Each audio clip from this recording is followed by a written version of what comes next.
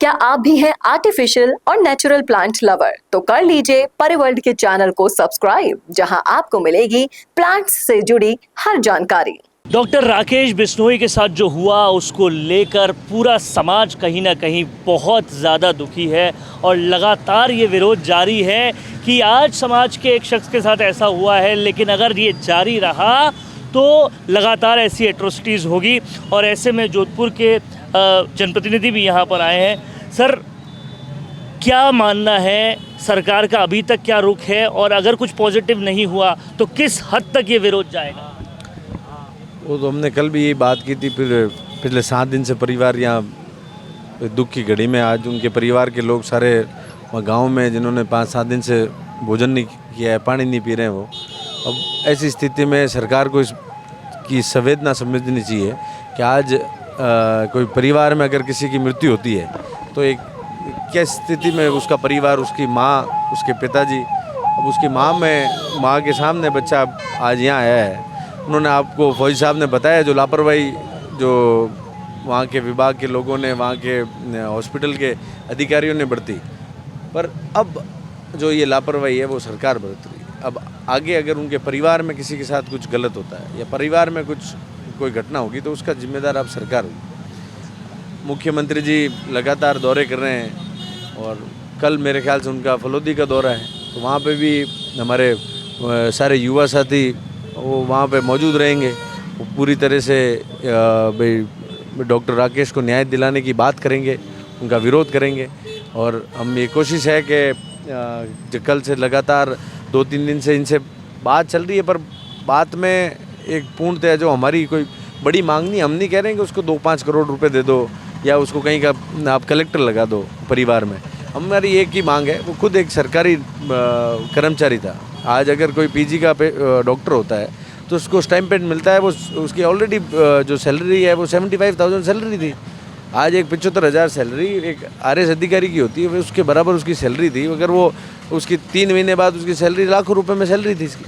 और हम तो ये चाह रहे हैं उसकी धर्मपत्नी को एक अच्छी सरकार की एक नौकरी मिले, और जो दोषी डॉक्टर है, एक आप खुद इसमें सुप्रीम कोर्ट के लॉज हैं, हाई कोर्ट के हैं। अगर मान लो कोई भी व्यक्ति का डेथ डिक्लेरेशन होता है तो ये तो भारत के जो कानून है उसमें लिखा है कि डेथ डिक्लेरेशन को हमेशा फाइनल माना जाएगा, और कोई भी मरने वाला व्यक्ति कभी भी कोई झूठ नहीं बोलता। जब मरने वाला व्यक्ति होता है उसको भगवान दिखते हैं साक्षर, तब वो कभी झूठ बोलने का उसका कोई सवाल ही नहीं होता है। तब उसने डेथ डिक्लेरेशन में स्पष्ट रूप से, और ऐसा भी नहीं है कि डेथ डिक्लेरेशन के दौरान उसके परिवार ने वो वीडियो बनाए हो या उसके परिवार ने उससे कुछ सवाल पूछे हो। वहाँ एमडीएम थाने के इंचार्ज, एमडीएम जो हॉस्पिटल के अंदर जो थाना है उसके इंचार्ज ने उसके बयान लिए, उसके बयान रिकॉर्ड हुए, ऑन रिकॉर्ड वो बयान है। फिर उसके बाद में अगर मान लो ये कर रहे हैं तो जोधपुर पुलिस की लापरवाही है। हमने जोधपुर पुलिस के उस थानाधिकारी के से, जिसके बाद जांच एडिशनल एसपी से, उनसे बात की। वो परिवार वालों से चाह रहे हैं तो परिवार वाले यहाँ बैठे हैं, हम बयान देने के लिए तैयार हैं। उनकी मदर है वो बयान देने के लिए तैयार है। तो जो लोग वहाँ मौजूद थे सब बयान देने को तैयार है। तो पुलिस क्या कार्रवाई करी? अगर यदि मान लो पुलिस अपनी कार्रवाई करके डॉक्टर पे कार्रवाई करे, डॉक्टर से पूछताछ करने के लिए आज तक पुलिस नहीं गई है, तो इतनी काम व्यस्त है पुलिस। यदि कोई और कारण होता है, जब यदि कोई गलत व्यक्ति को अगर होता है तो पुलिस उसके पीछे दौड़ के पकड़ती है। अगर मान लो हल्का सा लगता है कि ये गलत कर सकता है, तब तो पुलिस नहीं वेट करती कि आपके किसी का बयान हो जाए या ऐसे हो जाए। तो पुलिस एक्शन ही नहीं लेना चाह रही है। ऐसा है, वो एचओडी में पता नहीं क्या सरकार का उसको संरक्षण मिल रहा है, क्या सरकार उसको क्यों इतना सपोर्ट कर रही है, ये एक सोचने का विषय है। और हम पूरा किसान कौम और सारे 36 कौम आज डॉक्टर राकेश के साथ खड़े हैं, और हम इसको पूरी मजबूती से लड़ेंगे। और ये आंदोलन हम ऐसा होगा कि हम कोई जो हमारी जो मांगे हैं, ये 2-3 मांगे, और इससे कम में हम मानेंगे नहीं, और इससे ज़्यादा हम चाहते नहीं। तो हमारी ये लिमिटेड मांग है, और लिमिटेड मांग में अगर जल्द करेगी तो सरकार के लिए और प्रशासन के लिए, उनके लिए ज़्यादा सही रहेगा। और ये परिवार का एक दुख है, तो इस दुख को सरकार समझे, सरकार के प्रतिनिधि समझे और उसका जल्दी न्याय दे। आपका पूरा परिवार जो है वो बिश्नोई समाज में इसका राजनीतिक प्रतिनिधित्व करते हुए आया है, आप खुद भी अभी उप प्रधान हैं। क्या मानना है कि प्रतिनिधित्व होने के बावजूद सरकार को मनाना इतना मुश्किल क्यों हो रहा है? प्रतिनिधित्व होते मनाने की कोई बात नहीं होती, धरने तो हर सरकार में हुए हैं। आज मान लो ये कोई पहली बार नहीं है कि कोई बीजेपी का सरकार है और मैं यहाँ धरने पे बैठा हूँ। मैं तो कांग्रेस की सरकार हुई उस समय भी अगर धरने पे कोई बैठे हैं उनके साथ जाके बैठे हैं, उनके साथ रहें।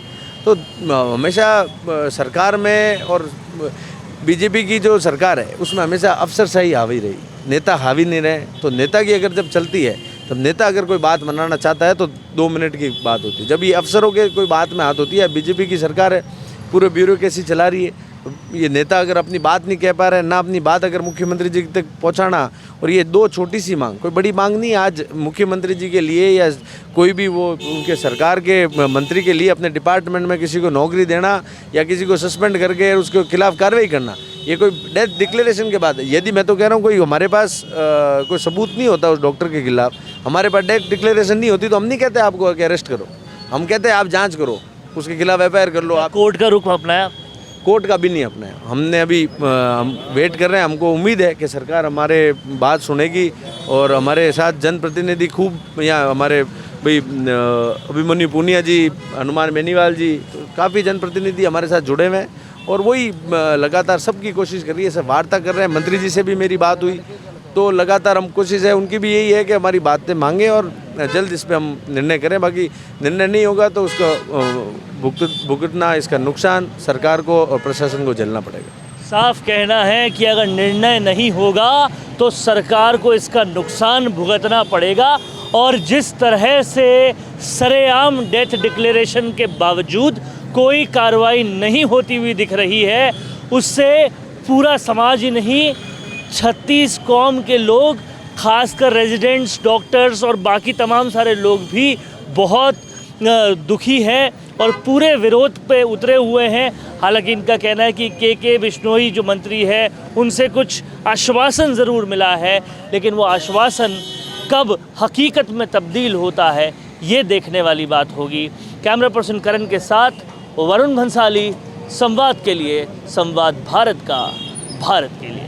भारत का सबसे तेजी से बढ़ता हुआ डिजिटल न्यूज चैनल, जिसका परिवार 4,17,000 लोगों से भी ज्यादा बढ़ रहा है। वो संवाद न्यूज चाहता है हर जिले और हर राज्य में मीडिया पार्टनर्स। तो अगर आप बनना चाहते हैं संवाद न्यूज के पार्टनर्स, तो कांटेक्ट करें नीचे दिए गए नंबर पर। इसके अलावा अगर आप वीडियो एडिटर बनना चाहते हैं या फिर न्यूज इंडस्ट्री में बतौर इंटर्न सब सीखना चाहते हैं, तो संवाद न्यूज के जयपुर हेड ऑफिस में काम करने के लिए संपर्क करें स्क्रीन पर दिए गए नंबर पर।